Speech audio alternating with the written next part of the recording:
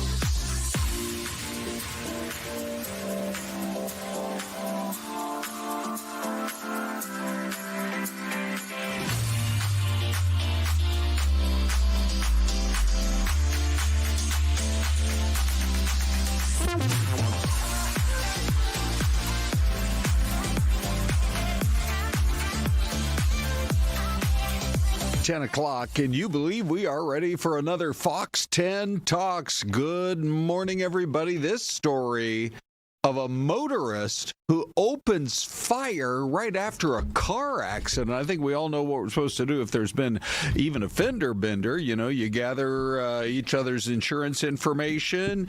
If necessary, you wait for the police, but you sure don't do what happened in this case. Yeah, I mean, the story is just coming into the newsroom today, and we're going to be talking about it. Guess what? It's Ron and Celeste. Hi, Ron. And how's your day? It's going pretty good. Yeah, I bet so. Yeah, it's Friday Eve, so we're going to help, get you ready for Friday, and then eventually your weekend, of course. Mm-hmm. How is your morning going? Really good.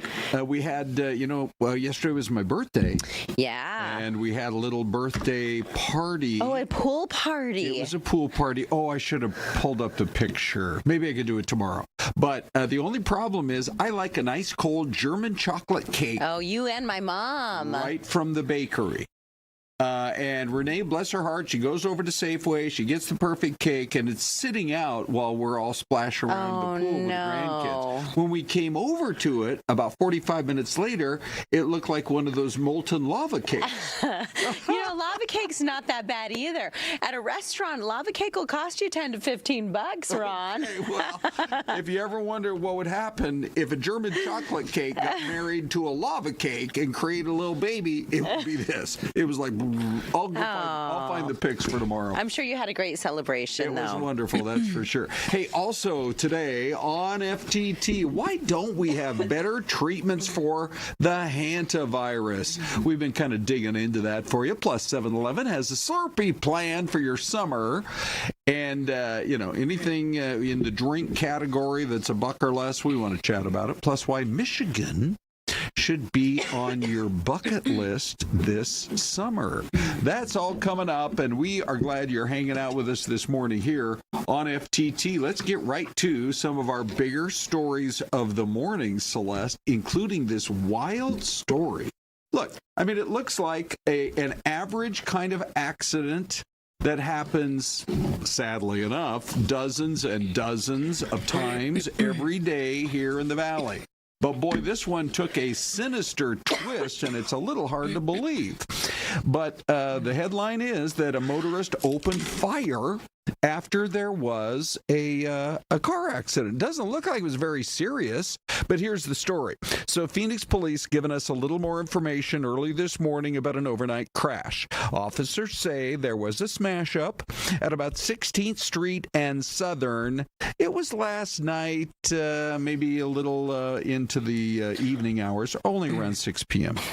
When witnesses went to check on the driver who caused the crash, not the innocent person that just happened to be driving by, the guy who caused the crash, he pulls out a gun and fires through his windshield.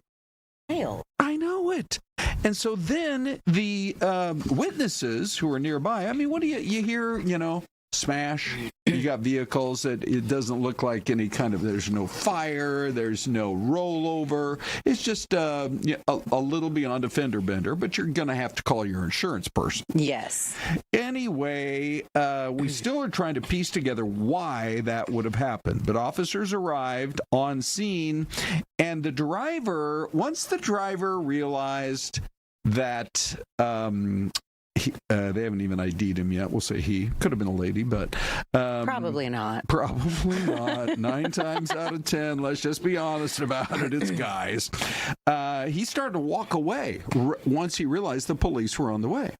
And so the next thing you know, the police do show up, and they arrest him a short distance away. But that's about the worst example of how you can handle a situation like this. And so let's just not do that. Let's just exchange insurance information, and we'll all move on, and everybody will be fine. Just be pleasant. Yeah, I know. I'm sorry this happened. Yeah. Let's go ahead and exchange information. Right. I'll give you my insurance information. Card. Yeah. Right. What's happening here? There you go. What's happening, Ron? Oh, I just have that little earpiece back there. Oh, man, I forgot to have Big D. Look at my shirt, Celeste. Yeah. Look at that. It looks like I just came over from the Palo Verde nuclear plant. It's a little, it's not that far away. Hot in the business. But watch this. Come on in, Big D. Dave can do everything from a producing standpoint. He can even bring down just a little. There you go. Yeah, the iris, right? Oh, yeah. perfect. Nice work, Dave. Okay. Way to go, Big D. That's why he's paid the big bucks, Isn't it right? Yeah. Well, this is a guy that grew up in Bellevue, Washington. And that is one Tony neighbor. You got to keep up, not with the Joneses. You got to keep up with the Gateses. Well, I was saying, Bill and Melinda. Dave doesn't know this, but I mean, I was calling around in Bellevue. He's known as the Babe of Bellevue. Right? Good. Well, you should have kept that going during your high school days for sure, Big D. All right. Well, anyway, so that's the very latest on that. We're going to go right into the hantavirus story. I know we're supposed to call it hantavirus. I don't even know why we're supposed to call it Hanta, because I got so used to saying the hantavirus. But anyway. Hantavirus, the hantavirus. Maybe I'm somewhere in between. The hanta. It can come out either way. I didn't even think That's about our business, everybody. It can come out either way. At the beginning of a story, you can say it hanta. By the end of the story, you call it hanta. Hold on, breaking news, Ron. What is it? Burger Boy 25 says that he is now in the running for a big chef competition. He says, please vote for me starting June 1st. You have to let us know. Put it in the chat. Okay. Let us know where we go. Yeah, how we vote for you. Great. we have not just the friendliest chat online, it's super talented, too, as people share more about themselves. And very devoted. This is a safe space, Ron. Not only safe space, the show is every bit as much about you guys as it is about us. And it's a pyramid. Big D, right up here at the top. And then you have Bells and Abby. Hold on, Dave. What is so funny? You are at the top. You guys are the top, man. I'm holding it up. You got Big D at the top. You have Bells and Abby. Right. And then we have you guys, and then we're somewhere down toward and the engineers, obviously. You got Marcos, Kyle. Oh, I know. Keith. We couldn't do it without them. Okay, so here's the situation. 120 people worldwide now, Celeste, are in isolation. Yes. I mean, every time we report on it, it feels like the numbers are growing a little bit, which is maybe not the greatest. But we have one person already back in Arizona who apparently has cleared the protocol, and a second who's now in quarantine in Nebraska, where they have a big setup there. And there are 9 confirmed cases and 2 suspected. Now we learned today that there's a lady from France who is fighting for her life. They're treating her with an artificial lung. I know. So obviously it's still super serious. It was our poll question yesterday. Most people are not worried about it. They trust that the CDC's got it under control. But we were chatting with a doctor, and here's a little bit about what was getting said there. Because of that long incubation period of 6 to 8 weeks is why we're seeing a few more cases trickle in. It's not going to spread like we saw with, COVID or measles or the flu. We have decades of information about hantavirus since disease surveillance began in the 1990s.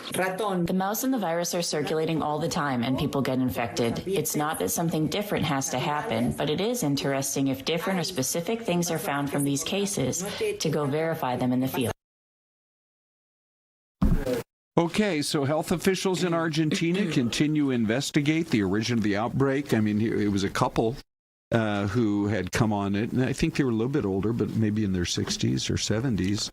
And they got it bad, and the husband died, and then the wife died. Now, the question, of course, Celeste, that we can address is why are we not to the point where we have a good treatment for it? So here's some of when I was digging into it, and I think I have it right here. Yeah. So it's the reason we don't have. It was like an all points bulletin. Everybody was working on a treatment for COVID, and we got there. But the point here is, what are the? I think they say the number of people who get it each year are in the dozens, not in the millions like COVID was. So you have to look at the incentive for both governments and the pharmaceutical companies to actually come up with either a cure or a treatment. Well, here's my concern with that. Okay. When you talk about pharmaceutical companies, they're not going to get rich off of this. No, they aren't. So that is unfortunate that is not enough of, for them to do the research because, they made money off of COVID. Yeah. Because everybody, all the governments were using it around the world. And we're not opposed to people making a profit and capitalism and all that. No, that's the United States. That's what we're based on. Yeah. But it's unfortunate that in this situation, they're not putting forth the same effort because the money's not in it. Yeah. And that's probably one of the things. Maybe the Argentinian government, since they have the one strain down there that is human to human, maybe they could invest some money and incentivize. I think they're already working on it. Yeah. And then the other thing I saw is South Korea. They do have vaccines for what's called the old world hantavirus, which causes severe kidney disease. And so that's for an old one. But for the one that we are used to, which is also old here in the Southwest, they are saying that they did learn some things in treating COVID and developing treatments for COVID and vaccines and all that, that there is some hope for the future regarding that. Let's hope. Let's do this, Celeste. We have a story coming up about what's been going on in China. I'm going to show you right now what's going on in the world of stocks. Ready? So there have been some reports. We expected some positive words coming out of the big meetings today with Xi Jinping. Wow, we're over the 50,000 mark. We did clear 50,000, and then it came back down. It was like 49.9, and now it's back above 50,000. But Elon Musk and Tim Cook, Elon Musk, Tim Cook, came out of meetings and said, we have it straight from Xi himself that they are going to open the markets in China a little bit more. Now, we got a report coming up for you here in just the next couple of minutes about that. And we're also, by the way, if you ever travel to China, these are the things you need to know before you ever go. I went there a few years ago, and as your trusted correspondent, I'm ready to file my report. Okay. So that's all coming up here on FTT. You are getting a preview, Celeste, of the Mystery Cam. Yep, so throw your guesses. We'll do the big reveal at 10:30. We'll be right back.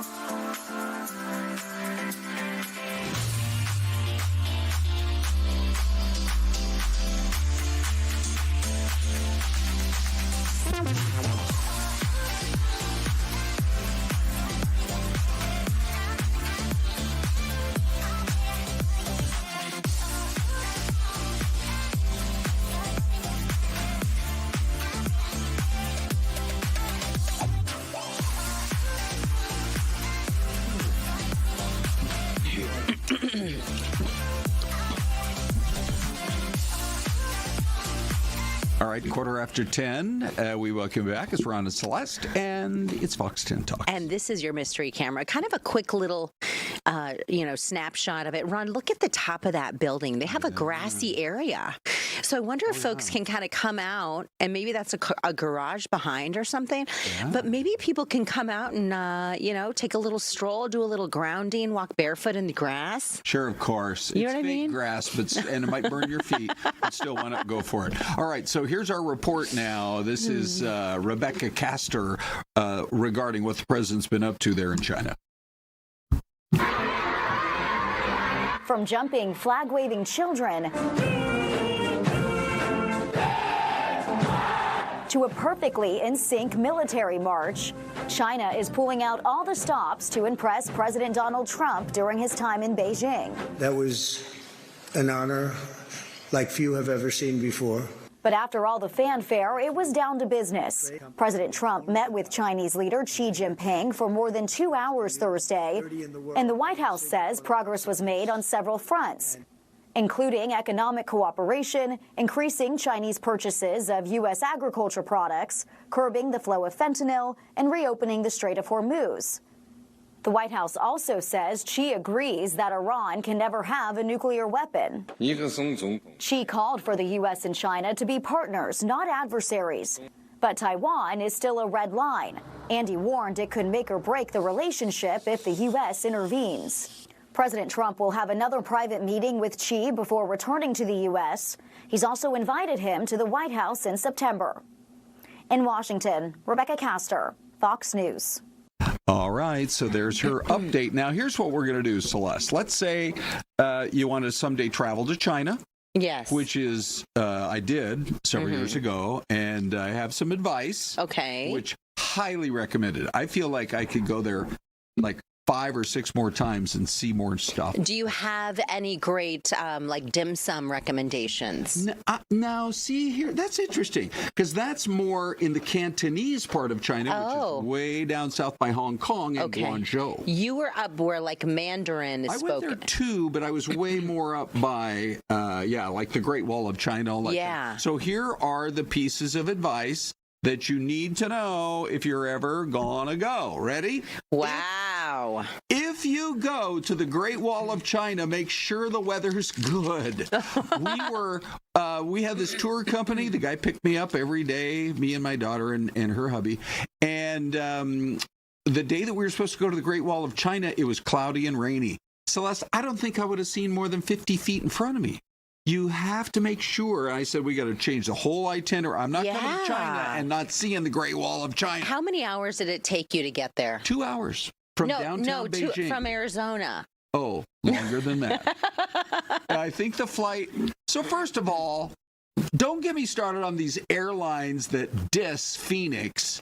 We should have nonstop flights to most of the major cities around the world. Absolutely. We have them direct to Paris. I had to fly to Dallas, wrong way Dallas, to then get on a plane and fly back toward China. Crazy. Anyway, so that's advice number 1. Whatever day you go to the Great Wall of China, make sure the weather's good. Number 2, talk to people. So that's the entrance to the Forbidden City. Oh, wow. Were you talking to that girl that was behind you? I would have, because, Celeste, a couple of days later, Renee and I are on a walking tour. Yes. And this little kid, probably right about her age, about maybe 3 or 4 years old, is standing behind us. And in English, this little voice says, "Hello." Oh, how sweet. I turn around, I say, "Well, hello. Do you speak English?" And this little boy says, "A little." Oh. And at the very same time, his mom, who's holding onto his hand, says, "No." Right. I guess she didn't want him talking to strangers, but most people do speak English over there, at least some. And so I think it's worthwhile to be ready to speak about the language. Oh my gosh, now, look at this. Here's the other thing. If you do go to the Forbidden City, be prepared for crowds. So there was a big meeting going on at the time that we were there. I think you can see it was 2017. I can't believe it was already 9 years ago. But they had that gigantic flower pot. And you can just kind of gather about the crowds there. Just be prepared for big crowds in all of the popular tourist spots. One last one, Celeste. Ready? Yeah. You will be able to drink your soda. Okay. But you got to figure out what the labels say. How much is that? What is it? A yen? Three yen? Yuan? Yeah. How much is that? What would 3 yuan be in dollars? Let's ask AI. I think, I'm trying to remember. I don't know. It's been so long. But I do believe you can buy Coke, because I think that's Coca-Cola. That is. And I think the next one is Sprite, and I think the next one is an orange Fanta. So, I mean, you have to do some kind of noodling around if you're going to figure it out. It says 3 that's Japanese. I was thinking go ahead, yen. Say 3 Chinese yuan to US dollars. Oh, this is going to be interesting. How much will a soda cost you in the machine? Oh, 44 cents. Everything is so cheap. Wow. You can get like 4- and 5-star hotels for $80. Wow. It's like the cheapest place to travel. I will say the closest I've been to China was Chinatown. Yeah. In New York City. Okay. And there was me and my girlfriend Jody. Yeah, We were probably 7 of us were there. Yeah. And our bill at this Chinese restaurant was $80, and we had leftovers. Wow. See. It was incredible. Let's talk to a travel expert. This is Laura Begley Bloom. Laura, I'm sure you've been to China once or twice. Do you feel like that's one of the better values if you're looking to travel around the world? I mean, I think China is a great destination. I'm a huge fan of it. In fact, I do an annual story for Forbes about the best places to travel in the year, and Chengdu was one of the top 26 places. It's the panda capital of China, and so much going on. Wow. I've talked to people that have been there. It's amazing. So when you do that story, did you already conduct that, put it together, that report for this year? What are some of those other spots? Well, it was for 2026, and what I did was I tapped into insider experts to find out what they think, what's on their radar, combined with some of my own. And I'm actually already looking toward 2027 because, I mean, we got to start planning those future trips and planning our summer trips. Yeah. One of the places I'm really excited about, actually was just there a few weeks ago on vacation with my daughter, is Greater Fort Lauderdale. My in-laws have a place there, so I go quite regularly. And what I love about it is that summer really feels effortless.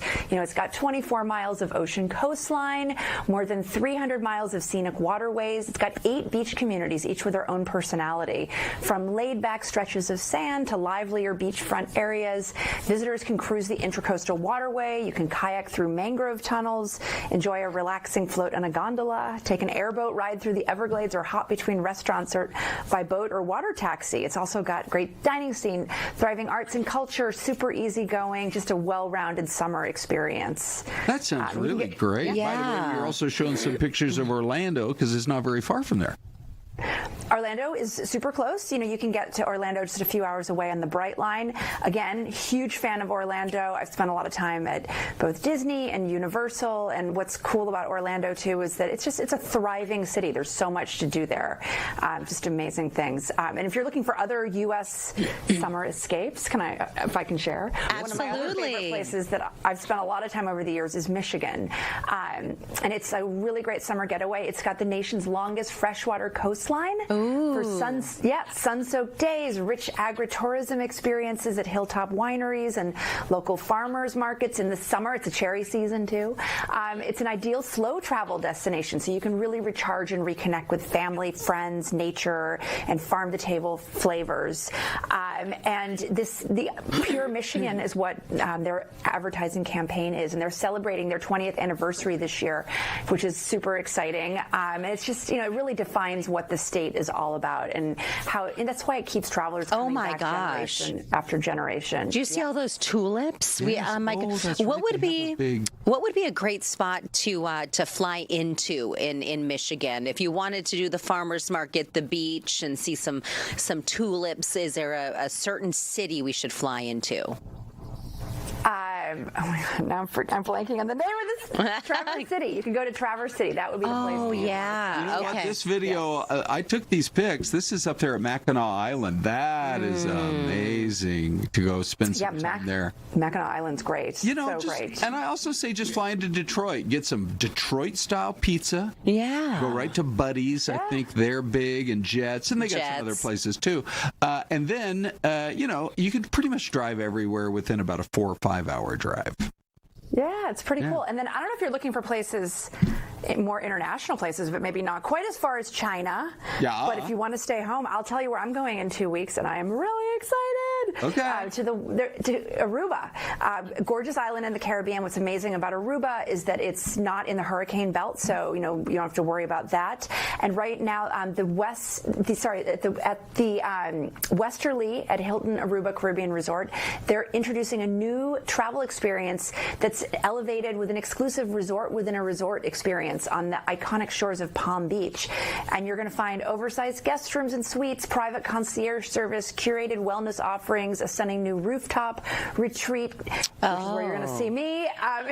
It's really refined and personalized. It's just an amazing Caribbean escape. It's got the modernity and sophistication and also warmth and beauty of Aruba. And this new luxury tower is great because it offers guests the best of both worlds. You've got the boutique style, and then you've also got all the amenities of the Hilton, world-class beachfront resort. Fantastic. Oh my gosh. But we're motivated now. I know, and we can't wait to hear what you have in store for 2027. Yeah, come back and see us next year. I could even come back sooner than that. Awesome. Laura, thank you. Thanks so much. Have so much fun in Aruba. Hey, Thank you. By the way, Celeste, since we're talking about travel, did you hear this story? I love this. This is my favorite story of the day. The hotels that were trying to jack up their rates for the World Cup. Boo. Oh, what do you know? People aren't willing to spend $500 or $600 or $800 for a hotel crazy. room. They're not getting what they thought they could get. You know, big dollar signs flashing in their eyes. Yeah. So apparently they're going to have to start bringing down those prices. I mean, it's nuts when you think about what it would cost to travel. You know what I mean? Yes. I mean, if they really wanted to pack the hotel, they need to drop their prices, and they'd probably be sold out. Yeah, I think they would too. So I don't know. People may be staying with family or friends or whatever. I mean, we're getting some reports of people having to wait a long time to get their visa to come in. Although, there are plenty of people in the USA who can't wait to see these games. All right, give us your answer on the mystery camera. We'll be right back.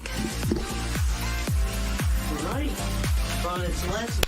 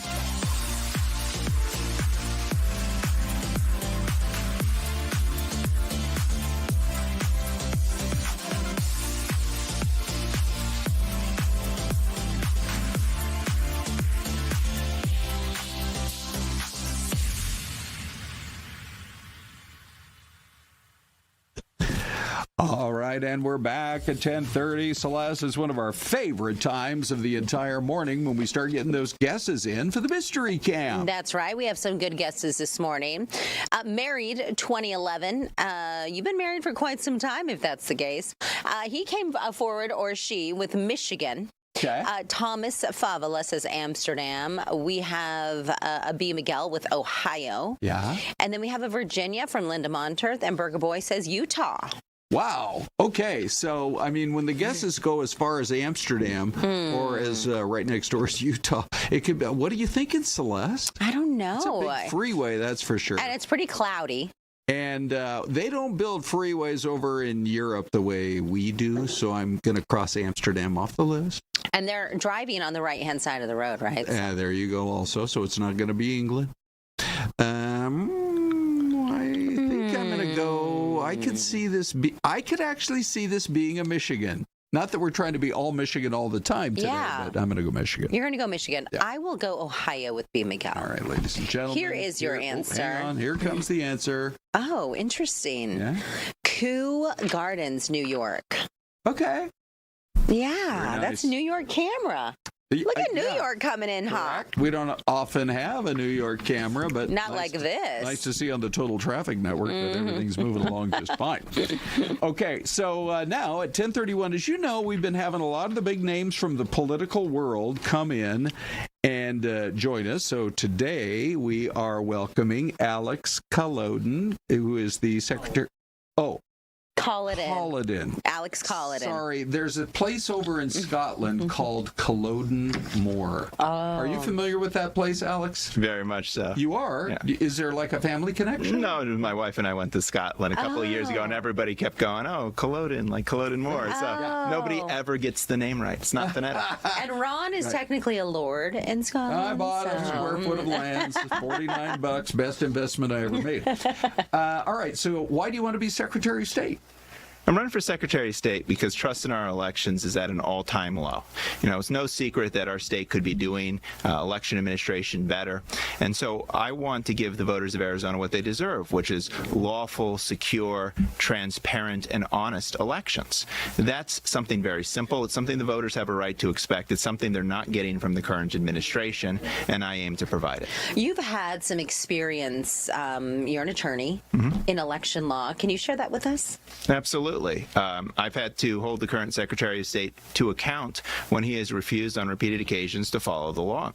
As Maricopa County Recorder, he tried to give voters an illegal instruction, which would have jeopardized their vote. I had to take him to the Arizona Supreme Court and beat him.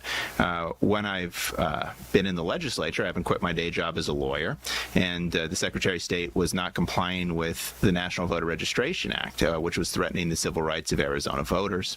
And I took him to court again, federal court this time, and I beat him again. And so what he has demonstrated to me is that he has a pattern of inability to follow the law. He couldn't write in a lawful election procedures manual, had to be taken to court by numerous groups and stopped from putting that out because it would have threatened Arizona voters. And it's time for a change in that office so that voters can have elections that they can have confidence in once again. I would imagine if he was here, he would say, we still don't have any hard proof of massive voter fraud in Arizona. So why do you feel it's necessary to strengthen some of the laws that are already on the books? Well, it's not a question of strengthening the laws. It's a question of the Secretary of State refusing to follow the laws that are already on the books. That's why when he carried out his primary duty of writing an elections procedures manual the last time around, it was struck down by numerous courts because he was not able to follow the laws that already exist. And voters in this state should have confidence that their Secretary of State is capable of doing that. Mr. Fontes simply is not. When you talk about not following the law, what are some of those things that are not being followed? So, for example, he tried to take the power via this manual to throw out votes from entire counties. And I know that sounds incredible, but that's coming straight from a federal judge who heard the case and was quoted in the Associated Press. He tried to basically say, if you criticize me, it's a crime. And that got thrown out by a panel of all democratically appointed judges, i.e. they were appointed by a Democrat president on the Ninth Circuit Court of Appeals. So these are not partisan cases. These are judges of his own party saying that he is incapable of following the Constitution and laws that apply here in Arizona. What, if anything, should change when it comes to proving your residency, your citizenship, etc., to vote in Arizona? Well, it's a very common sense thing that almost all Arizonans agree with, that you should have to prove that you're a citizen in order to vote in our state's elections. Most voters already have proof of citizenship because when they got their driver's license, it happened on the back end without them even knowing.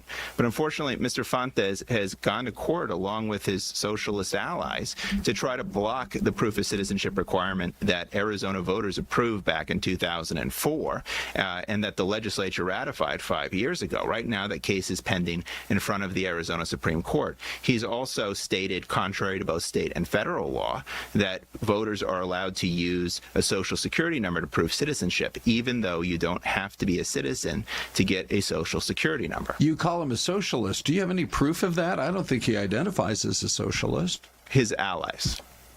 Okay. So you're talking about who? I'm talking about, for example, Lucha, Chicanos por la Causa. I'm talking about some of the other groups as well that are litigating that case, Rural Arizona Action. These are the sorts of groups that have very radical ideologies, and I know because I had them in front of my House Elections Committee, where they would not answer the question of whether they think people should have to be U.S. citizens in order to vote. But these are the groups that Mr. Fontes is litigating against Arizona's citizenship-only voting requirements with.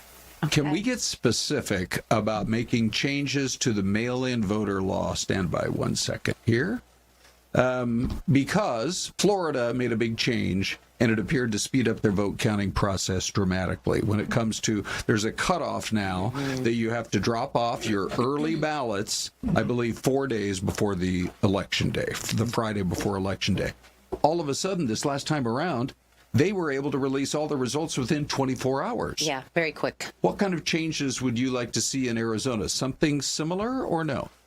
So I have a bill called HCR 2001 that is almost ready to go to the voters. It's been run through both chambers, waiting final votes in both chambers, and that will give us faster election results without any of the inconvenience of cutting off the late earlies. So without taking any options away from voters, it will simply give us those faster election results by improving the process from a technical point of view, because some counties in the state, they have a process which, without getting into the weeds, makes it take longer to count those ballots. If we can change that process, we can get those faster results while preserving all of the options that Arizona voters have come to expect. Is it that some of them tabulate them by hand? Or why, if you could just, without getting completely into the weeds, what is it that takes it so much longer in some of those counties? Always dangerous for an election lawyer not to get completely in the weeds, but they bring their ballots from the voting locations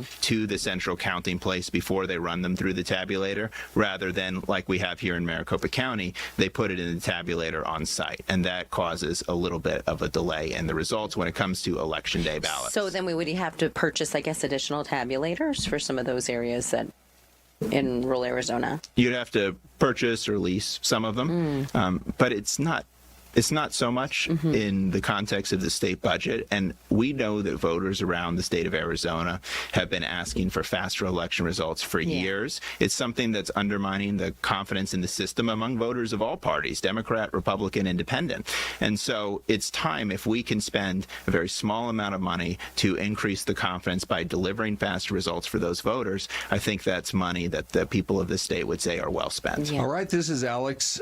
Say it for us one more time. Kolodin, like a phone call. That's not good. Kolodin. Even if you go to Scotland, you got to memorize it's Kolodin. This is going to be a fascinating election. It really is. It's going to be fun to watch. Thank you for coming in. Thank you so much for having me on. Okay, by the way, our poll question has to do with voting, and so here you go. Should Arizona, let's see, I guess like Florida and maybe some other states, should we drop or should we cut off early ballot drop-offs before Election Day to speed up the vote counting? 59% of you are saying, yeah, we're so slow at counting ballots, we can do better. 34% say no, because a lot of people like to drop off their early ballots on Election Day. That's the QR code poll. Celeste, what are you seeing? All right, let's take a look at our numbers here on YouTube. 544 votes right now. 27% of you say yes, we're so slow at counting ballots. 55% of you say no. A lot of people like to drop off ballots on Election Day. And 18% say yes, but with an exception for military ballots through election. The tough part about doing early voting, and why I agree, either going to the ballot box maybe on Election Day is better. Yeah. What happens if you vote early? Yes. And some scandal drops? Oh. And your vote is already in. Yeah, but then, Celeste, now you're supposing that there would be a scandal involving politicians. When does that ever happen? That would never happen in politics. Hold on. Dave, what are you laughing about over there? You know, politics is just so cut and dry. Nobody ever gets into trouble. Nobody. I mean, I don't know. Like, why is D.C. the number one market for OnlyFans, some studies say? I have no idea. See, Celeste, man, she is bringing the heat today. I have no idea. Let's find out what people are saying already. Here's Big D. Tons tons of really good comments, so I want to try to get through as many as possible. Gloria in Winslow says, I thought the idea of early voting was to vote early. If voters wait until election day to drop off their ballot, that's not early voting. There should be a deadline. Robert in Phoenix says Arizona is one of the worst states in the nation at promptly reporting results. That's why so many people are skeptical about how our politicians handle the ballots. Jewel Wall in Mesa says you need to employ more people to count the ballots. It's ridiculous that it takes so long to count ballots. Nothing has changed for previous years, so employ more people so that you can trust to count the ballots. Sam 51 says mail-in ballots should be counted before the election so the state can certify the results on election night, kind of like Florida. Bill Moretz 8718 says election day should be a national holiday. Only the taxpayers have difficulty making it to the polls. Machine Doc says mail-in ballots should be only for military and disabled people. And Aaron Bender 7886 disagrees, saying if mail-in ballots are good enough for Trump, they should be available for everyone. Really interesting comments. Keep them coming, guys. We have a couple of good comments too in the chat. You want to go through those? Vote for Chewbacca, Thomas Fabula says. Okay. Oh, that's great. Thank you, Big D. All right, so there you go. You got Big D fix. We got a lot more coming up, including what two FTT superfans just told us.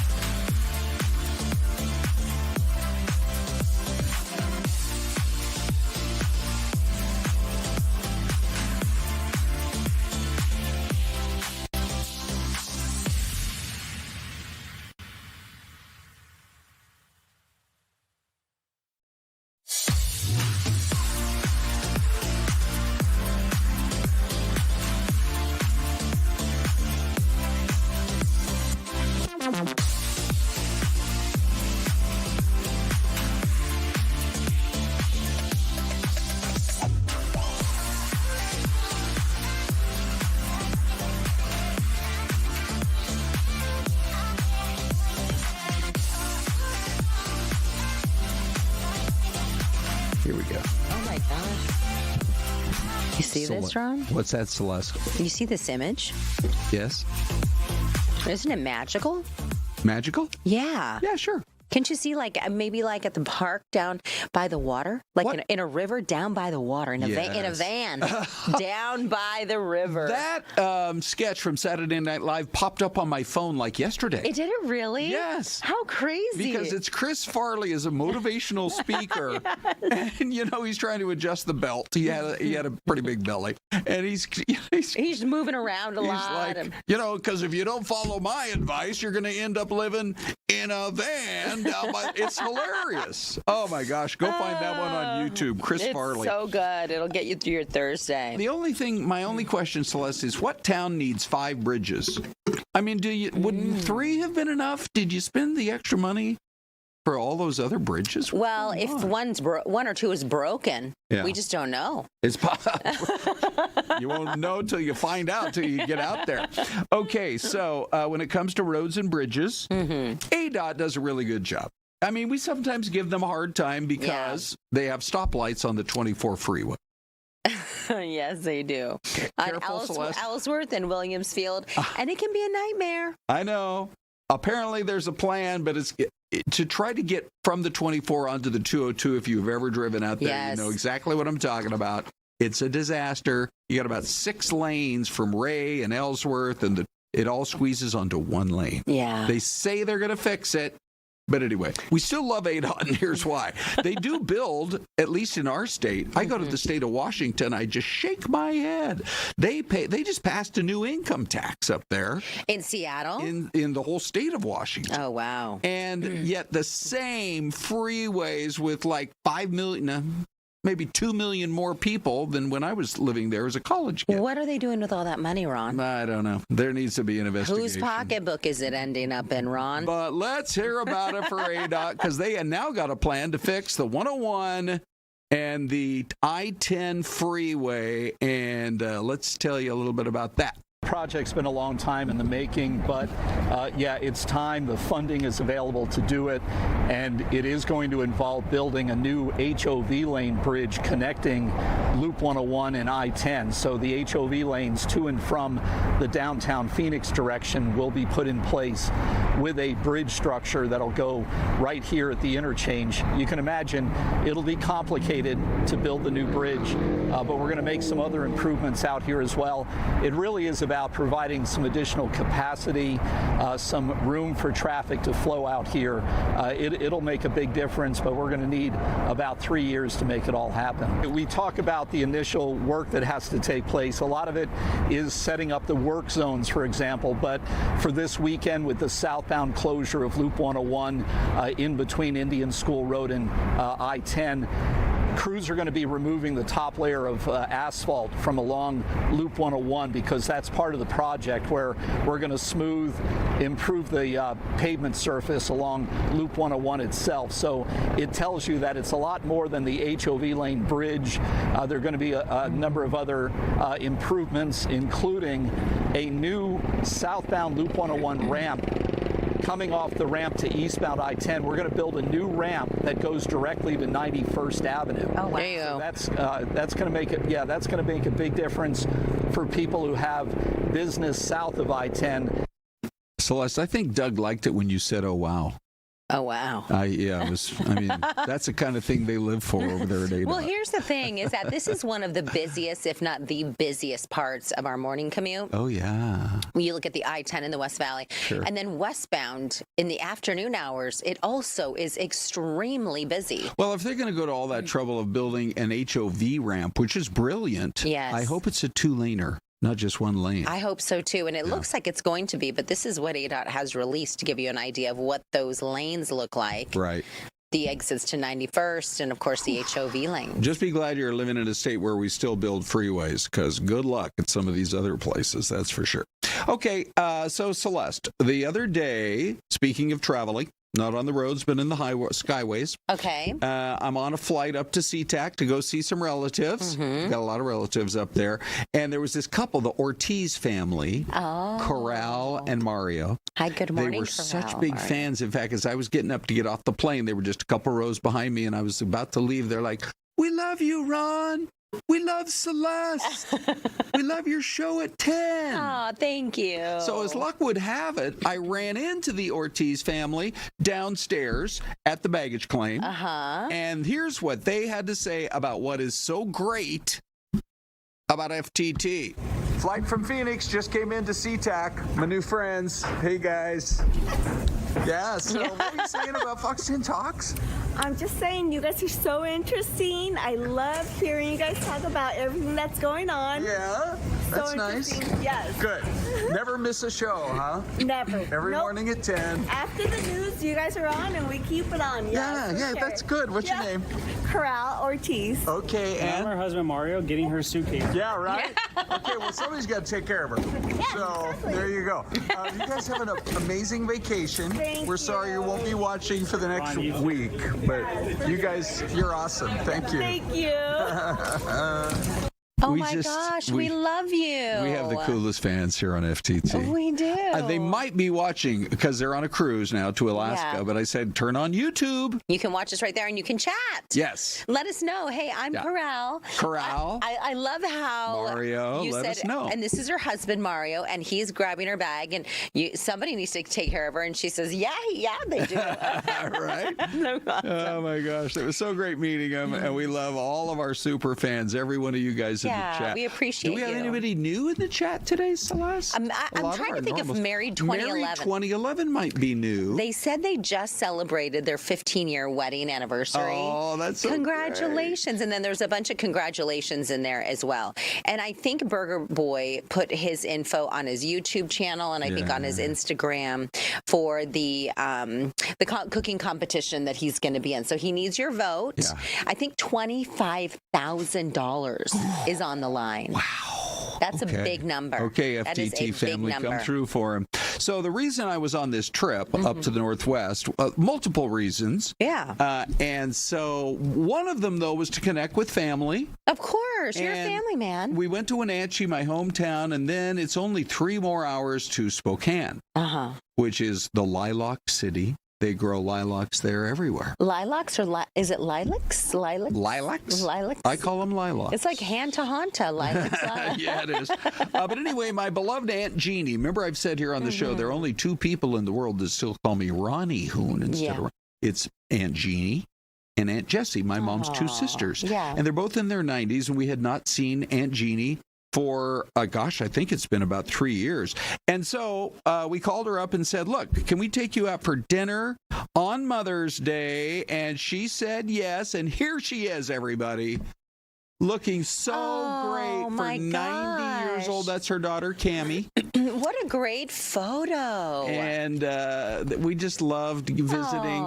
And, you know, the lady, when it was time, she's like, did you leave any room for dessert? And I cut her off and I said, hold on a moment. We're going to go to DQ because Jeannie loves Dairy Queen. Oh, so, what's her order? What does she love at DQ? She got a Blizzard, and I got a dipped cone. And we drove around Spokane, I swear, for a half hour with our ice cream, just talking and laughing. Isn't that the best? It was so great. I didn't even realize, but the last time we were up there a few years ago, I took her to Olive Garden. Oh, I love it. And she still talks about it. It was so great that time you came by, picked me up at assisted living, and we went. So the bottom line, Celeste, is this. Think about your older relatives. Yeah. Give them a call. If they're nearby, pick them up, take them out for a meal, and you'll more than brighten their day. You'll probably brighten their whole week or their whole month. Yeah, well, I think there's something magical too about hearing their stories. Like, maybe they or if you have questions about the family, what life was like when you were growing up, right? Or what was it like living in this town? And I remember my one of my nanas. We were like, "Where were you born?" She's like, "Right there on Roll Road," and I was the very spot. Oh, that's so great. Well, it was like I don't know, on like Rolling Baseline or something. It was like because back then that was way out of the valley. Yes. And so when you hear things like that and you ask questions, like if you're Aunt Jeannie, it's like interesting to hear what they have to say about what life was like back then and how life has changed. And I love your idea of drive around and pick up those stories that are connected to a certain place. Like when Renee and I were passing through a little town called Cheney, Washington, Eastern Washington University. Yeah. I went there for a couple of years before going to UW. And that's where my mom and dad met each other. And because they told me the story, I was able to say to Renee, there's the cafeteria. It's called Tawanka Commons. Yeah. It's still there. There's the cafeteria where Mom was working at the cafeteria line when Dad came through one day, and the rest is history. Oh, my gosh. Did they order the same mashed potatoes and gravy? Well, what was kind of like the... I think she served him the mashed potatoes and gravy, she was working it. And she probably thought, I'm going to give him an extra portion because he's really cute. If you guys in the chat have any stories about your older relatives where you've kind of hung out with them, share them with us. We should do a voicemail. A viewer do we have voicemail. Do we have a viewer voicemail on here? 602-262. I'm going to go to Dave. 602-262. Remember, Dave? It up. It is 602-262-0428. Call us anytime. We love hearing from you. Yeah, so absolutely. Like things like Thomas Favale, he says we sang mariachi. Like there's something about mariachi music in the Mexican culture that either it's used to celebrate big milestones. So you play at weddings, at funerals, and so it's it just means so much. Hey, one last story before we go into 7-Eleven with their Slurpee plan for the summer. They're launching Slurpee Drink Happy Hour ahead of Slurpee Day, which is not until 7-Eleven.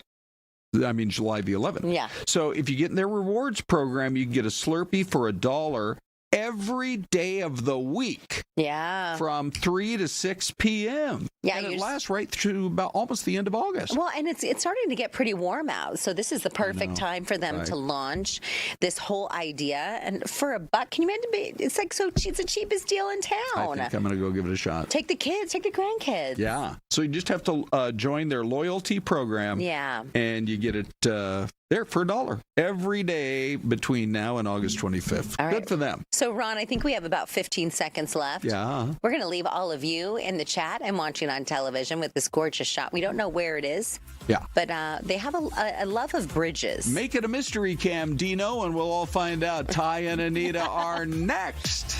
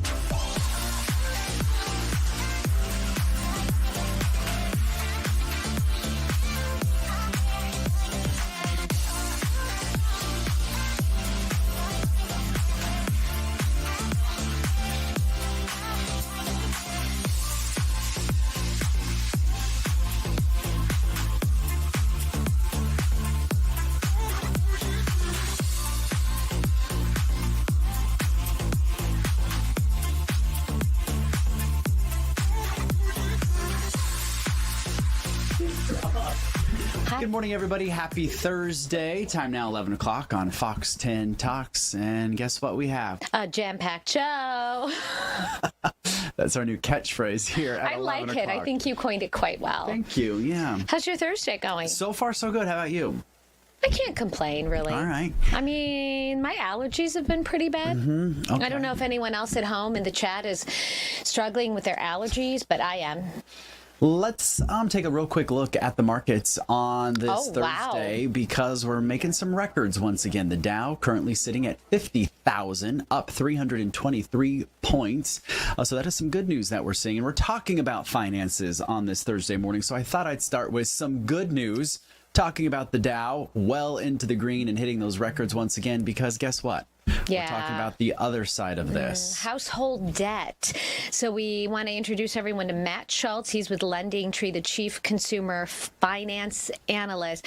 I think I read an article last week talking a little bit about how Arizona is now one of the most expensive places to live. So let's talk about this household debt. Where are we? We're at record levels, and we're likely only going to keep climbing. Latest quarterly report from the New York Federal Reserve showed that Americans have a grand total of about $1.8 trillion in overall household debt. When you factor in everything from mortgages to credit card debts to student loans, auto loans, and on down the line. So that's an awful lot of money. It's almost a hard number to wrap your brain around, but it's what Americans are facing in terms of debt. Let's talk about this too, because there was a recent study that came out that showed that here in Arizona, it now costs $294,982 to raise a child here in Arizona. That number, my jaw dropped. That is a massive amount of money for one child in our state. Yeah, and the thing is that in that report that we did, it's basically a bare bones number. That doesn't include things like emergency savings or vacations or college savings or anything like that. With that, we're talking about things like an extra bedroom for needing for an apartment or clothing and basic stuff like that. So the real problem there, or one of the biggest problems there, especially in Arizona, but in a lot of places, is that there's just not enough child care facilities around. It's not necessarily an issue in big cities like Phoenix and that sort of thing, but when you get further out into Arizona, into smaller areas, they are literal childcare deserts where there's just not enough supply out there in terms of childcare services, so they can end up charging a huge amount of money, and that's a big part of what that cost is. Inflation rates have reached the highest they have since, I think, 2022, if I'm not mistaken. So according to data, index was 1.4% for the past month, the highest 0.5 increase. That is not good news. It's not going to help. I mean, a lot of people are getting what they have, that 2% cost of living increase. That's not going to cover it. Yeah, and the difficult thing is that it's not just any one particular thing that's driving stuff. Definitely everybody has recognized that gas prices have gone through the roof, and that's a big part of what's contributing to that number. But it's no secret that groceries and plenty of other things are still really expensive too. And unfortunately, I think the best thing for people to do is to adjust their budget and assume that things are going to continue to get more expensive. So kind of taking the preparing for the worst and hoping for the best route. Matt, that was going to be my next question. I was going to say, do we think any of this is going to come down? I mean, obviously, gas prices right now are kind of higher because of this conflict in the Middle East. And hopefully after this is restored, whenever that is going to be, maybe we'll start to see those gas prices come down. But some of those other prices, I mean, could we see those come down? And then I heard one analyst say, once they go up higher, it's very slow to see them actually drop again. Yeah, if exactly. they do at all.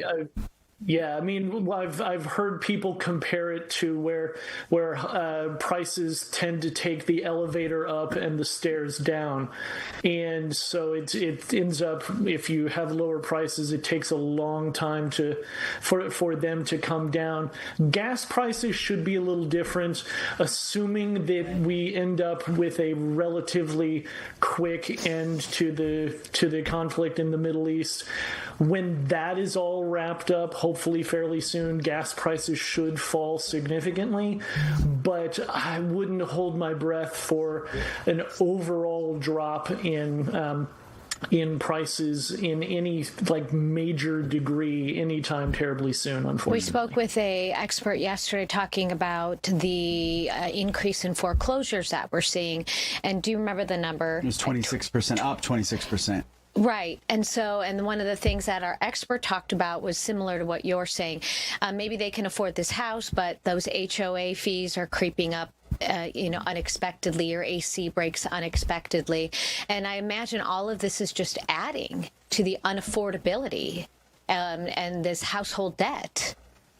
Yeah, I mean, affordability is the word of the moment. There's no question about that. And especially if you're a homeowner, it is just so incredibly important that when you are thinking about what you can afford, that you think beyond the principal and interest of the mortgage, and that you include things like the PMI, private mortgage insurance, your homeowner's insurance, your property taxes, your HOA's fees, but then also maintenance stuff, like you were saying, if somebody's air conditioning breaks, or you end up having a crack in a foundation or something like that. There are costs that just continue and continue. And so the more you can do to at least have those sorts of costs in mind, and building kind of a emergency fund to manage those sorts of costs to the degree that you can, it's a really good idea. Matt, we've heard other people say you need to start kind of having that emergency fund. How much money should you have in that emergency fund? And obviously it probably is going to differ person to person, their situation, but what's kind of like a good baseline? And if I can add to that, how do you build one if you are paycheck to paycheck?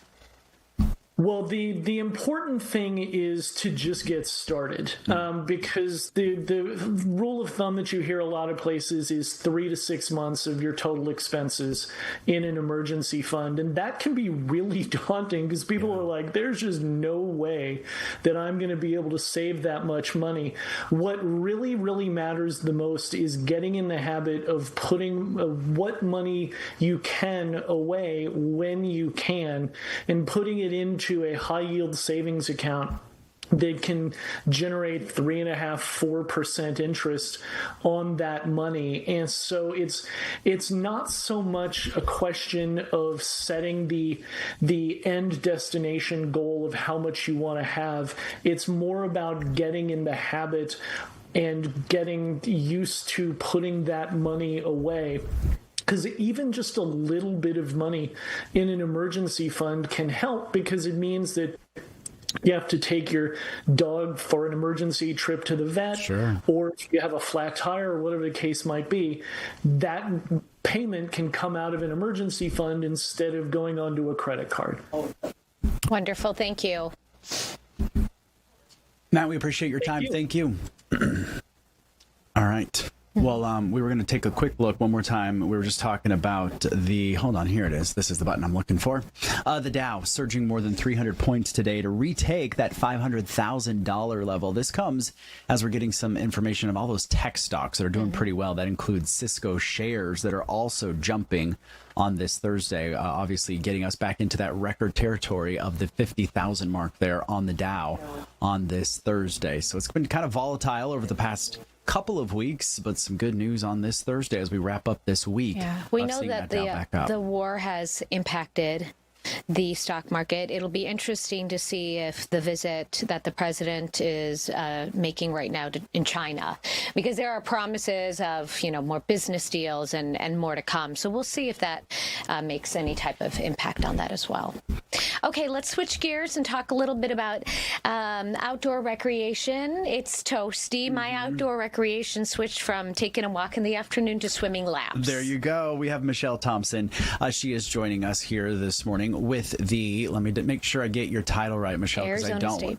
What is it? Arizona State Park and You know, Michelle, why don't you just You're tell not us in what your title Here's what is. I know. You're not in Sedona. I am not in Sedona. Yeah, that would be great, wouldn't it? I am the Deputy Assistant Director at Arizona State Parks and Trails. So you have an important title. That's why I wanted to make sure we get it right, Michelle. We don't like to give anybody anything less than what they are deserved here on Fox 10 Talks. But let's talk about this because you guys are offering some heat safety tips. We just had those triple-digit days earlier this week, and obviously we know we're heading into the summer. It is going to be HOT all summer long. So what are some of those things? I mean, obviously we hear this year after year, but sometimes you need to be hit over the head to make it really stick. Yeah, we absolutely want to make sure that all of our visitors to the parks are safe and that they're, that they know that there's still outdoor recreation opportunities, even when it is really that hot. But first and foremost, the most important thing you need to know during the summer months here in Arizona is water. Take water. Take more water than you think you'll need. It's usually a rule of thumb is 1 liter per hour per person. But the easiest thing to remember is that when you are halfway done with your water, you're halfway done with your hike. So no matter where you are, you need to turn around and start heading back to your vehicle because you will need water for the return trip too. And I think that's something that a lot of people don't think about is, once they reach that summit, if they're out of water, then there's going to be a problem heading back. So we have to take a quick break in about 30 seconds, but you mentioned that there are a lot of alternatives to hiking when it comes to outdoor adventures and outdoor recreation in the state. So when we come back from our break, let's break those down, give people some ideas of what they can do to stay active and stay outside, but still stay safe. So we'll be right back, everyone.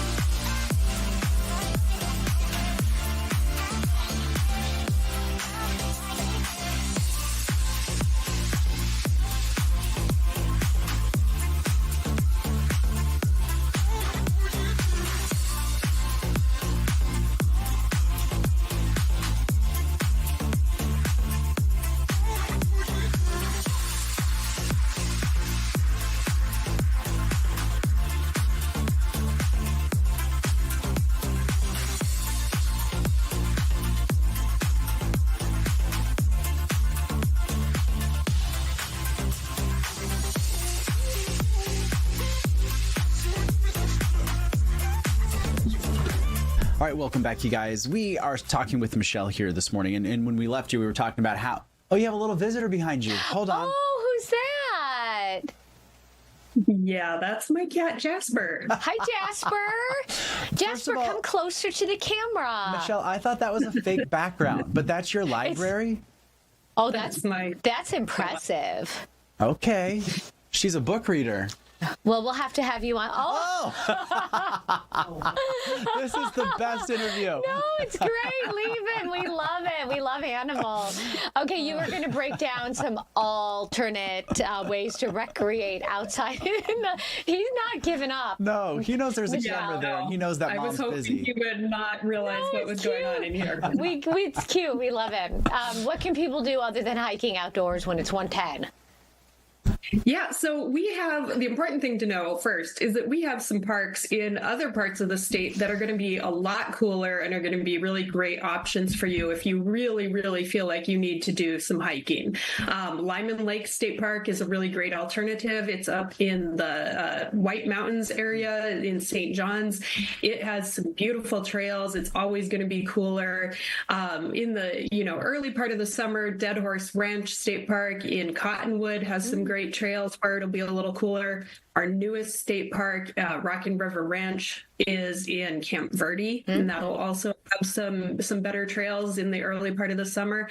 But, either get out on the trail really early in the morning before the sun is completely up and get your hikes in early, or, try one of our lake or water parks. You can do kayaking, canoeing, paddleboarding, boating, water skiing, all those really fun things in the water. Still need to hydrate, still need to take all of those precautions, but you'll definitely be cooler when you're in the water and you're enjoying that.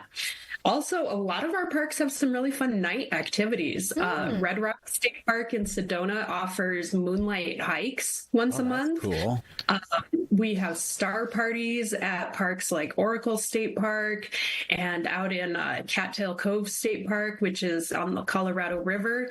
And there are bat walks and other really cool things that you can do at night to still get your outdoor recreation fix, but without the risk of being out in the middle of the day in the hot sun. What's a bat walk about?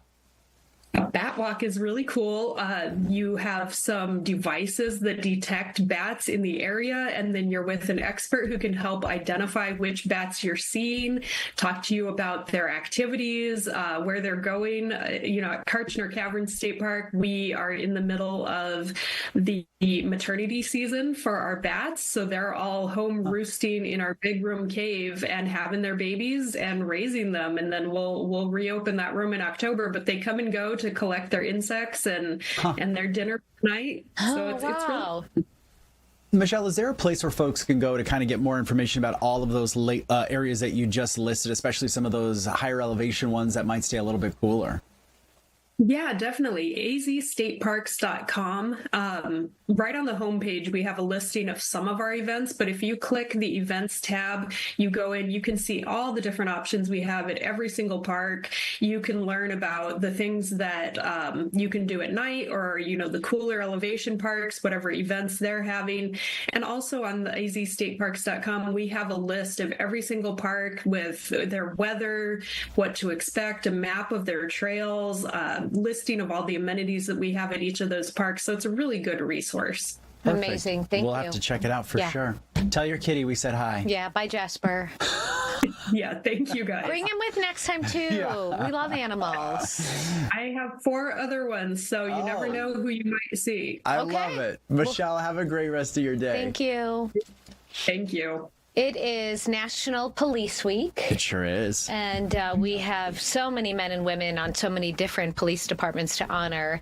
And unfortunately, the ones who paid the ultimate price, gave the ultimate sacrifice. And that includes one of our very own here at Fox 10 Phoenix. You've probably heard his booming voice on TV, Rick Davis, when he goes out and does breaking news. But people maybe don't know about what happened to your dad. Can you share a little bit about your dad? Yeah, so my father, John Russ Davis, was a Phoenix police officer, a detective who was killed in line of duty back in 1982. Wow. Investigating a bank robbery.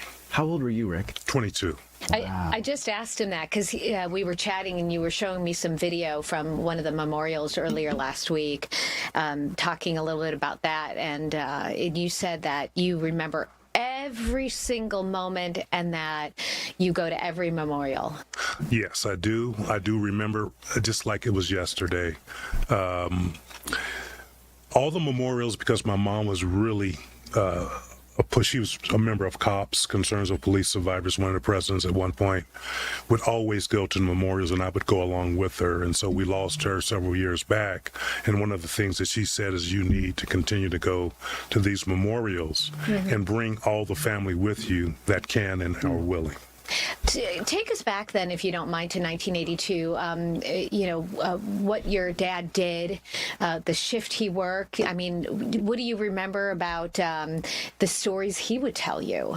Well, that particular day I remember because I was home from college, 22 years old, and he left the house early that morning, and I was actually working at the YMCA as my summer job. And back then, the police detectives had pictures of suspects, the mugshot almost pictures. Like, yeah. And he would keep those in a shoebox, and he was looking through them as he left. And then he went on to his day later to go after a bank robber who on Central and Southern took off running from the Arizona bank into a bar, and him and his partner Ignacio Conchos went in looking for the guy. This is in the middle of the summer, talking July 2nd, 1982. So they went in bright outside, couldn't see in until they adjusted their eyes. Asked everybody about this guy. He was hiding in the bathroom. Wow. And no one saw him go into the bathroom, but as they left, because they just asked, the guy comes walking out, and someone, as they're in the door with the sunlight, says, "Hey, is that the guy right there?" And that's when all the shooting began. Oh my gosh.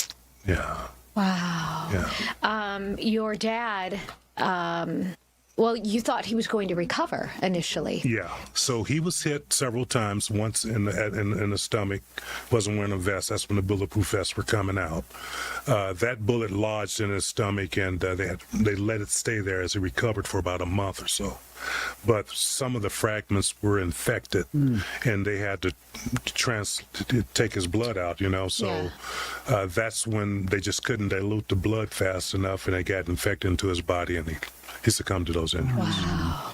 Rick, we're seeing these incredible photos of you with your family at some of these different memorials. Right. And your mom said it, and I think it's so cool that you have kept that promise that you were going to go to all these memorials to keep his memory alive and all of the other men and women who have served that lost their lives as well. What is that like for you to be able to kind of keep that tradition and go to these events? Well, it helps me with my psyche, number one. But at the same time, I'm a member of the Police Memorial Board for the state of Arizona. And you can see some of the photos of my son, Blake, in D.C. I'm a member of the Police Unity Tour. Sure. You had a guest on earlier. Yeah. I rode from Virginia to D.C. during National Police Week several times. So I keep in touch that way. It helps me. Everyone's different, but that helps me deal with this. It's always going to be with me.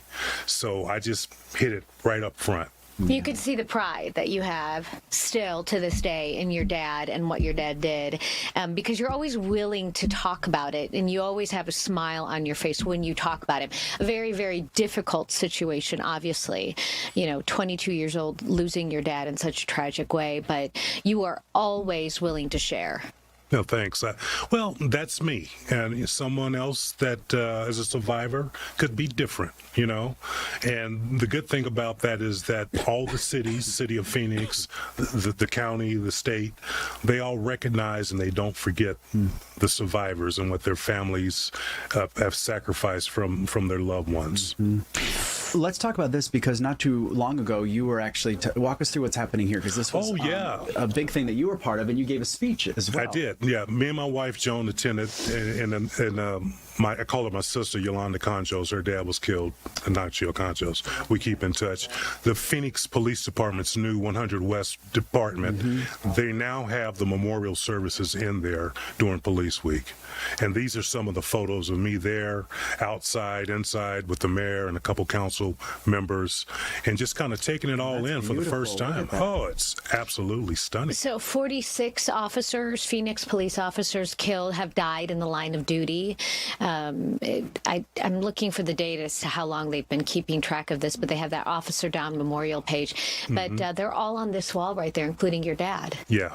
Yeah, they go back, and actually, you know, some officers, because the city's been around for a while, they still go and research to see if there's anybody that's been missed.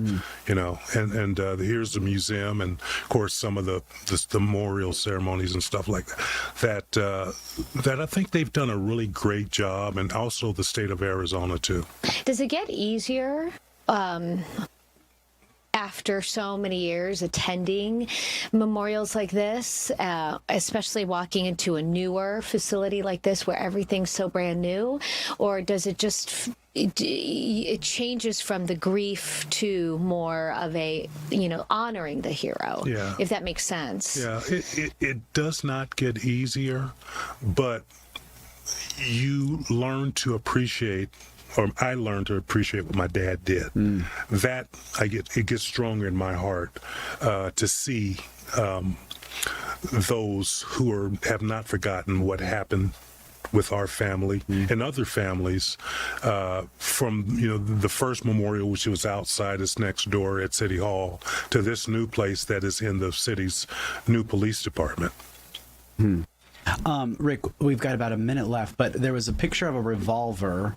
Was that your dad's gun? Yes. Wow. That was his 357 sawed-off barrel, and he had big hands, so no one could really use that gun in the family, and we didn't really need it around, so we donated it to the Phoenix Police Museum. Oh, so it's on display at the Phoenix Police There Museum. it is right there. Yeah, if anybody ever wants to go in there. Really great pictures. You really Thanks do. for sharing your story. Yeah, we I know a lot of appreciate it. people appreciate that. Yeah, and again, this is National Police Week, a time to remember and thank our men and women that protect us day in and day out across the state of Arizona. Rick, thanks for sharing that story. My pleasure. We've worked together so often, but I've never really talked to you about this because I don't know if you get touchy about things like that, but thanks for sharing. It's really interesting. Absolutely. See, and I'm the opposite, where I'm peppering him with questions because I want to know all about it. It's all good. I'm real open about it. I've been through a lot of counseling to get to where I'm at. Well, we and I love appreciate it. you. Yeah. All right, we're going to take a quick break. We'll be back, guys.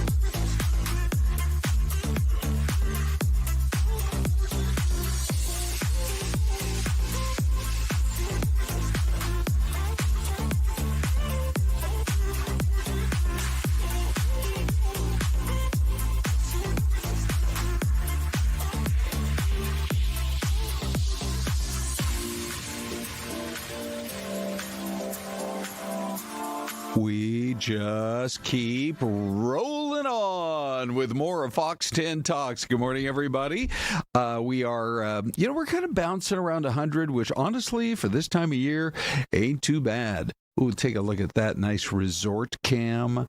If I recall, that's somewhere on the East Coast, kind of over maybe in the Carolinas. There's some beautiful mountains out in that half of the country as well. So thanks for starting your 11:30 half hour with us. We have plenty to talk about this morning. One of the stories we've been keeping track of for you has to do... Oops, hold on. I think I've got... Hang on one sec here. This is the latest on this fire that's burning up in the Alpine area. They're calling it the Divide Fire. People living with a half mile of County Road 2040 are on set status.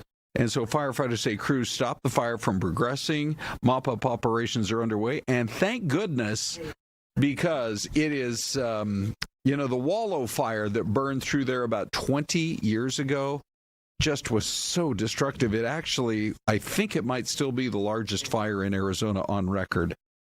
And it devastated some of the mountain lands just outside of Alpine. So, when we heard that there was another fire up in that area 20 years later, of course, you can imagine a lot of people's hearts were in their throat for a minute or two. But it turns out that they got on it fast and they were able to get it knocked down. So that's great news for the people of Alpine.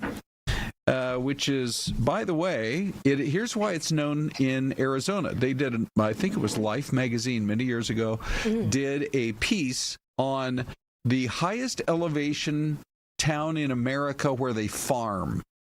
And Alpine is it. That is impressive. Isn't it? Yeah, that's amazing. Because it's at around 8,000 feet in elevation up there. Yeah. Wow. You feel like you're on top of the world, and it's so beautiful. And look at this video. These men and women in action, that's just incredible to see what they're capable of doing, and how they're able to fight these fires. Yep. We know those helicopters carry, hundreds of gallons of water, and just impressive. Okay, so I'm Ron. She's Des. We are here. We're missing our background, but no worries about that because we're in we the have abyss. access. We like to float in space sometimes. Oh, man. Did you ever see that movie called The Abyss? No. Oh, that would be kind of terrifying, right? Be, lost in... black space? Oh, gosh. Okay. Well, anyway, I don't know what we're doing for backgrounds, but I can tell you this. If you want to... The most intense scene of any movie I've ever seen in my life is in a movie called The Abyss. Oh, we got Blue Sky. Like blue. Anyway, I bet you could go find it like on Prime or something. They're underwater, and they have to get off of one ship and onto another before they all drown. Ooh. And it is a guy who's helping, I think it's his love interest, and he's like, trust me, we can make this work. And he helps her swim like hundreds of yards. Woo. And the plan is she's going to drown, but she will only be out for moments. And when they get back to the next location, he is going to fill her lungs with air and bring her back to life. And what is this called? It's called The Abyss. Okay. And that about 5-minute sequence, if any movie has ever not had you on the edge of your seat, that it one will. Does. Oh. There you All go. right, look at that. Add that to your movie list. There you go. See what happens. See if Zach has seen that. We're talking to Zach a little later on. You know what? That's a great idea. Let's go to Zach Pope. Oh, look at Zach. Your background's yellow. Yeah. Yes. Zach, do you know this movie I'm going on and on about? Did you ever see The Abyss? I did, actually. I saw it for the first time, I think, like 5 years ago. I was doing and someone can correct me if I'm wrong, but I'm pretty sure James Cameron directed it. So that's when I went back and finally got to see it. It's a fantastic movie. So I'm happy that you were mentioning. That scene is really intense. That scene is very intense. I remember watching it for the first time. Okay, yeah, that is correct. He did direct that. That's great. Okay. This is like the most serendipitous segment we've ever done here. Des mentions the word abyss. I go off into a minute tangent on this movie, and of course you've seen it. Of course you've seen it, Zach. You're amazing. Hey, so Thursdays, we love it. We get a chance to talk to Zach about some of the movies that are coming up. So let's get right into it, Zach. The Mandalorian is coming, I think, pretty quickly to theaters, yeah? Yeah, so it comes out next week. The movies I'm going to talk about is basically one per week for the next 4 weeks. So you'll have 4 movies to watch. And then I know we're going to talk a little bit about one that's coming out this week. But Mandalorian and Grogu, it's the first Star Wars movie back in theaters after 6 years of no Star Wars movies in theaters. I actually got to see the first 25 minutes of this on May the 4th. They were doing some special thing in IMAX. I came back from town. That's cool. I had like an hour to make it to the theater, and I ended up doing it. And I have to say, if it's just from the first 25 minutes, I am so much more excited for this movie. I like the show. I really love the first 2 seasons. 3rd season was okay, but this looks like we're getting back into it, and it has the feel of the original trilogy. From some of the ways that they're doing some of the practical effects to just the energy, it looks like a lot of fun, and that first 25 minutes was an utter blast that I'm very excited. I get to see this Monday, so I'm very excited to see it Monday. It's the thing that's getting me through this week and hopefully through the weekend. Powering you through whatever it takes. All right, what about Backrooms? What's that one all about? How'd you feel about it?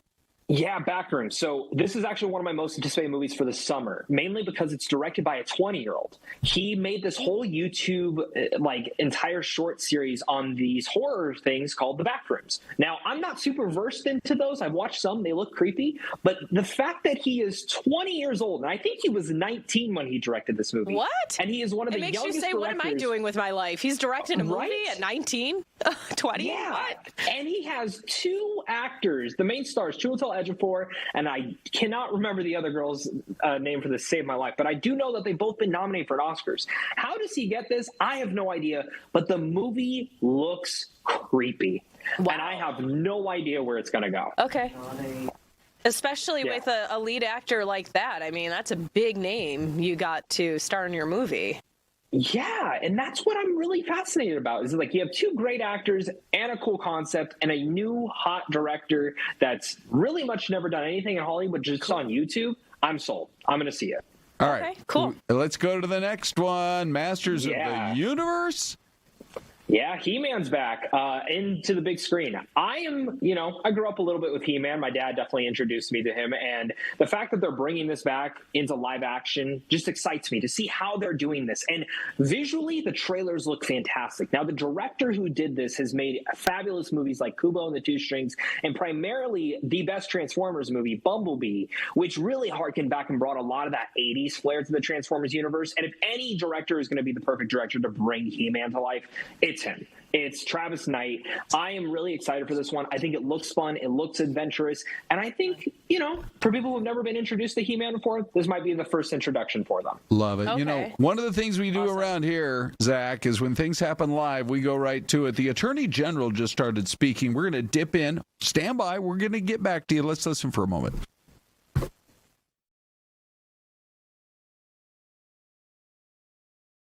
Vulnerable people in our state and to taxpayers.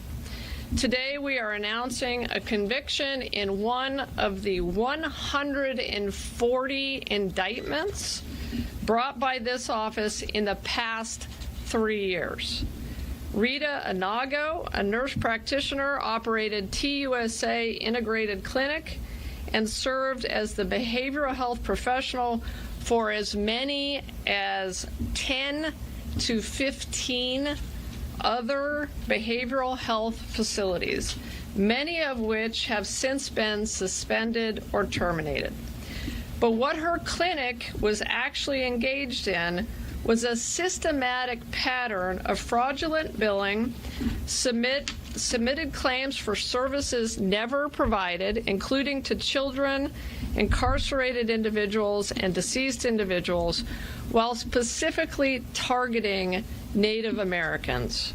Inago's scheme deprived legitimate Medicaid beneficiaries of critical resources, and by exploiting an already vulnerable population, helped fuel Arizona's large-scale behavioral health crisis.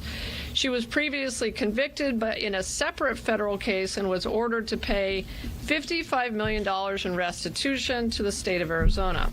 All right, so we are going to continue to follow that for you as that news unfolds there. She's disclosing a lot of information about it, and Des, I do think that in the interest of brilliant segues, if I say so myself, the next movie we're going to talk about. Yeah. Disclosure Day. Disclosure Day. Zach, all right, Zach. What's going on? Yeah, Disclosure Day. It's Spielberg coming back to a blockbuster era with aliens. And that just seems awesome.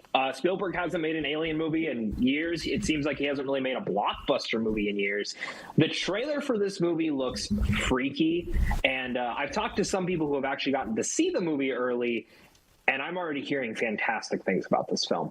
It's Spielberg. I mean, when does he ever do anything wrong? The guy is one of the best directors of all time. So the fact that he's just going back into the sci-fi realm, which he's done countless times before, I mean, this is a no-brainer. It's a must-see in theaters. It's a must-see for the summer, and it's a must-see just for Spielberg's name alone. I mean, he could direct paint drying on a wall, and I'd probably go watch it if I'm being completely honest. Yeah, and it'll be 4 hours long of paint drying on the wall.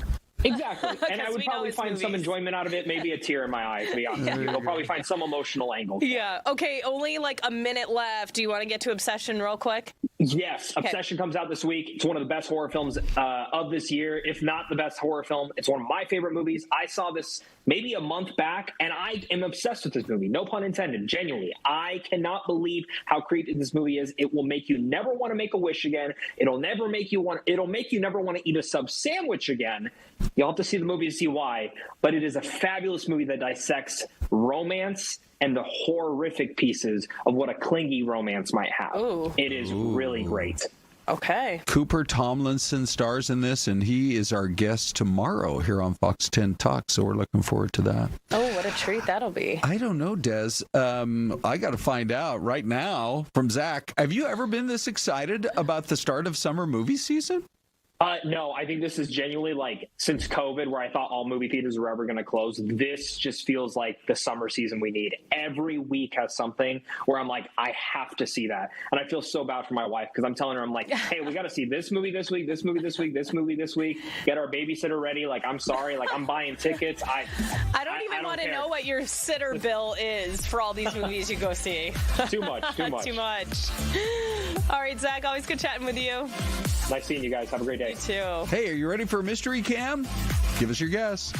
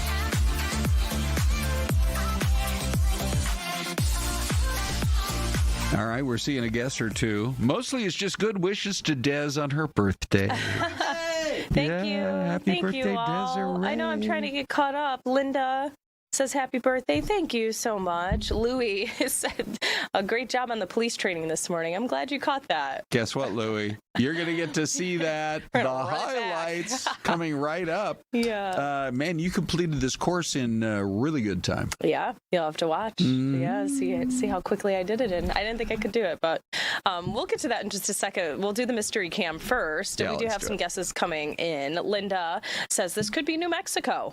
Jenna, California, and Louis thinks maybe Colorado. Okay. Well, earlier when I saw it, I was thinking Carolina, so I have to stick with that, I think. Like a North Carolina. They got more mountains there. What are you going to go with, Tess? I want to say Tennessee, but you're right. I don't think Tennessee is quite that mountainous. All right, go for it. I'll say Tennessee. I don't think it is, though. Okay. Let's get to the answer. All right, let's see. It is. Oh, yep. Is it Waynesville? Yep. Waynesville, North Carolina. Good. By the way, we had to cross off North Augusta, South Carolina. We're very Carolina-oriented today. We had a couple of problems with our cameras, as you might have seen a little bit earlier. This was really, really cool. This video we want to share with you guys. Look at the thousands of people who came out for the candlelight vigil honoring fallen officers across the country. They put that uniform on every day and go out and face dangers in an effort to try to keep our communities safe. So they do this every year as part of National Police Week.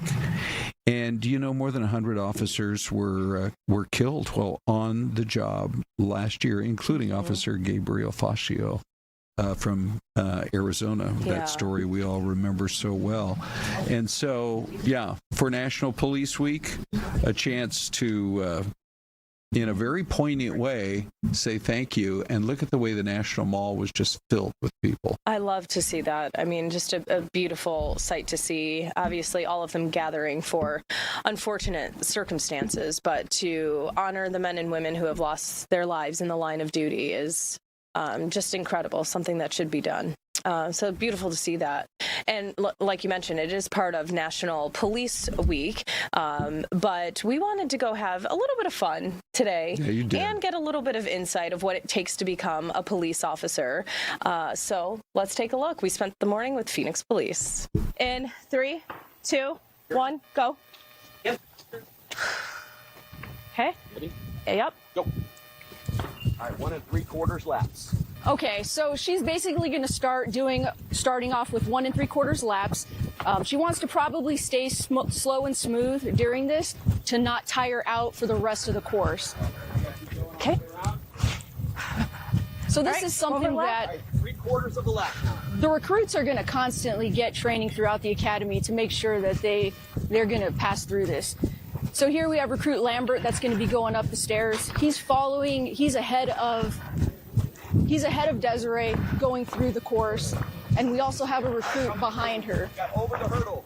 So she goes over 1 hurdle, 2 hurdles. No railings all the way up and down the stairs. Back up. We go up every step on the way down. All right, veer to the right, over the hurdle, under. Around that far cone. All right, pick up speed. Give me a big jump. So she's got to do a 6-foot jump here. There we go. All right, great job. Around the cone. And now is sprinting over to the chain link fence, up and over. There we go. Keep going. Got it. All right, all the way down this cone. And now she's going to go through another 4-foot window. Nice, you got it. All right, body drag. Doing great. And now 165-pound body drag. Good job. Breathe. Keep going. Over the line, once the feet cross the line. Give me a lap. Now she just has to come back to where the body drag was. All the way around. There we go. All right, everything you got left. Break to the knee. And this is the ending point right here. 149, no problem. Awesome. What was it? Awesome. 149, no 149? You did it. Wow. Okay, there you go, you guys. So that's called the PAT. It's the physical agility test that recruits have to take, and it's an Arizona mandated test. So recruits will come into police academy. They take it, at the start of academy before any training. They get their time, and then at the end they have to do it again, and they have to pass with that passing time of at least 2:06. If you make any errors along the course, it counts against you. It adds time. Yeah. And so he was like, "Oh, it was actually impressive. You had no violations." No violations. No. Spoken like a good police officer. But yeah, that was pretty cool.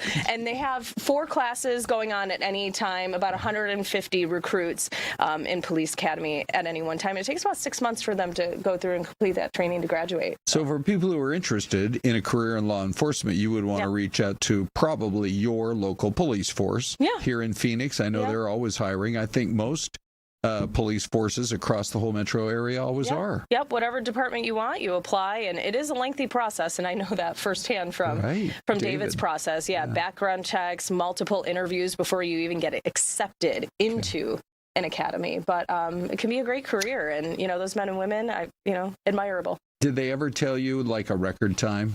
I mean, have they had officers do it in like a minute 30? Yes, they did, and I forget.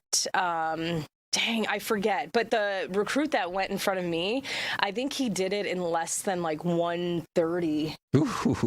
Yeah. I mean, so by the end of academy, he might set the record time. Yeah, that's great. Yeah. Okay, so we're celebrating around here because it is a chance for everybody to enjoy Restaurant Week. Yeah. And so we have a guest for you, ladies and gentlemen. This is when we need a studio audience, Des. I can tell you were about to start. I try to help that along. Thank you. It's Chef Matthew Bowman-Canis who is joining us from 333. Yes. 333. How excited are you for Restaurant Week? Very excited. It is one of our favorite times of the year. Yeah. How do you plan? Because this is kind of like a marathon for you guys. Absolutely. Luckily, we've done it before. Last year, so I have some data to go off of. Okay. We just get ready. We have fun and excited to be super busy, and everyone gets to come in and try our food, and it's cool for us. Yeah, really cool. Do you feel kind of like it's showtime? I mean, you're getting new people, I would imagine, every single night coming into the restaurant who maybe aren't regulars and want to see what you're all about. Mm-hmm. Every day is showtime at 5 p.m. So this is just a little more emphasis on that. Big holidays and things like that. Yes, if we have more people coming through our doors, we put a little more emphasis on what we do. But regardless of the day, we always try to execute perfection. Yeah. Well, it's a beautiful restaurant. I mean, when you come in, you're in a beautiful atmosphere. Do you want to walk us a little bit through the menu and what's on there for the week? Yeah. So for Arizona Restaurant Week at 333, we have our whipped edamame, which is a fun dish. We have it sitting right here on the table. This one here? Yeah, absolutely. Okay. Hold on. Okay. Yeah, don't waste the drink. You don't want to spill that. There we go. Yeah. Whipped edamame. So it's our creamy whipped edamame, our house chili squash sauce, our onion ash with a little togarashi, and our prawn chips. So it's a very fun dish. Eat it with your fingers. You dip that chip in there, you get some of that chili oil and that whipped edamame. And our logo is made out of onion ash, which gives a little bitter flavor to it in a good way. And look at that logo in there. I know, what? That's so aesthetic. Wow. Don't mess it up. We love that dish, so we definitely wanted to showcase that for Restaurant Week. And that would be a starter, for example? That would be a starter, exactly. Okay. So 3 courses. Course 1, you get a choice of 3 starters. Don't have the other ones here. Cucumber avocado salad. Very simple, but very good. Okay. Tell us about this here. That is not on this menu. That was just for you guys. I just wanted to bring a little bite here for you guys to try. What is it? Yuzu lemon curd with a little dark chocolate, lime fluid gel, and 24-karat edible gold. Ooh, wow. Okay. Okay. Wait, we jumped the gun. So the whipped edamame is one of the starters, and then the cucumber avocado salad is a starter. What's the last starter? Our truffle fries. Ooh. So everyone loves truffle fries, truffle oil, little cheese, pecorino romano, and truffle aioli. Okay, thick cut fries, or are they skinny? They're kind of in the middle. Oh, yeah. There we go. Yeah, that's the way fries should be. Nice and crispy. They gotta have a little something to them. Not too thin. Because some folks will do the shoestring ones, and I'm like, sometimes they're just a little too dry. And it's too hard to eat like 10 at a time. Exactly. Exactly. So. All right, so then moving into the second course, what's on Course 2 would be your entrees. So we do have one of those here. So here is our Wagyu cheeseburger. Okay. So we break down. Here, I can. Is that easier if I hold it up for you guys right here? Yeah, there we go. There we go. So what's that? So that one is our New York strip. So Snake River Farm Wagyu, New York, and then just a little palm puree and some chives on top. So we're an all Wagyu steakhouse, so we really wanted to highlight some of our steaks because that's who we are. So that is probably going to be one of our more popular options, I'm assuming. Where do you get your Wagyu? From Snake River Farms. Okay. Where are they? Don't quote me. Yeah. They have a couple different farms. Okay. But like here in the West? No. Oh, really? So you have to fly it in from Washington back east. Up in Washington. Ohio, yeah. So they're Ohio. Don't quote me on that. But there's a couple different farms. So. Yeah, not local, but that's okay. It's still Wagyu, good, so it's like top shelf. Wagyu. Then we get Japanese A5 certified Wagyu. So we carry that as well. That is all important. Okay. Yeah. So this is entree one. What are the other two? Yep. Our Snake River Farm, New York, and then we have our Wagyu cheeseburger. So we break down all our steaks in house, including our A5, and so all that trim, when we break down all our steaks, it goes into our burger. So it is an all Wagyu burger with some A5 mixed in there as well. So really, really good. So our Wagyu cheeseburger. And then option 3 is our cold roasted truffle chicken. So that's cooked on our rotisserie on a bed of steamed rice, grilled onion, and grilled lemon. And you said it's cold roasted. Yeah, so it's we got do that barbecue-y flavor, huh? Yeah, so we have a really nice grill that is charcoal with gas assist. So all our steaks, all our chicken. Oh, that looks good. All right, walk us through dessert. Dessert. So here we have our white chocolate bread pudding. Hold that thing up right next by to you. your face. Try not to tip it here. Let's see. There's our Hold white it up chocolate a bread little pudding. bit higher, a little bit more. There White you go. chocolate bread pudding. Yeah. So okay, say no more. What's not really what else is traditional, on there? but very good. That's incredible. Yeah. And then our last option would be our nitro espresso martini, which we have over there. Oh, okay. So, and they get starter, entree, dessert for how much? $55 is the menu. Wow. Yeah. That's great. And tell everybody where 333 is. So we are in the Watermark in Tempe, right on Tempe Town Lake. Okay. Yeah. Yeah, Okay, that's the perfect. happening spot. That's for sure. Yeah. Okay. All right. Well, I'm not going to let the chocolate sit here Yeah, we got to try any that. longer. There you go. Good. So also, Okay. And making